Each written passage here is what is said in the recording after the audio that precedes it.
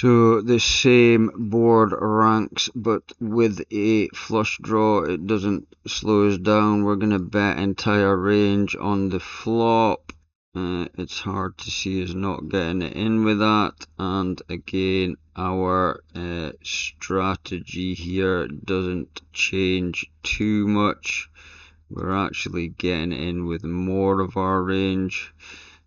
So again, because we've bet our entire range on the flop, we see better entire range, and then we're still stacking off with 2/3. So we have to be willing to get it in quite wide here. Again, 2-pair is rarely going to be folded. If we do fold 2-pair, it's going to come on the bottom 2-pair. We'll find out at a later date whether that is only on these heavy boards or not. We are going to fold our air and our weakest draws, even as wraps get folded. Now that we've got flush draws, we're definitely interested in flush draws much more than straight draws, and I would imagine that's also going to translate into our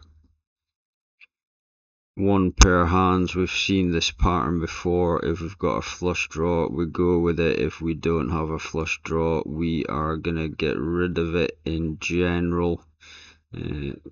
That one or that hand group will take some practicing.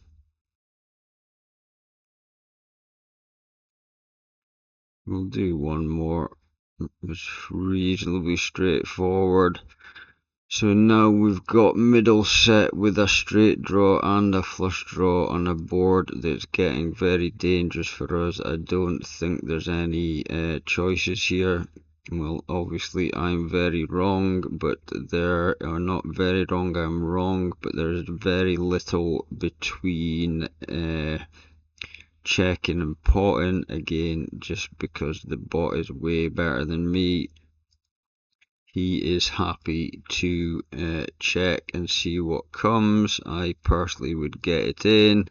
Again, we're going to have a lot of mixing until you drill right down, which means it's going to be difficult to learn.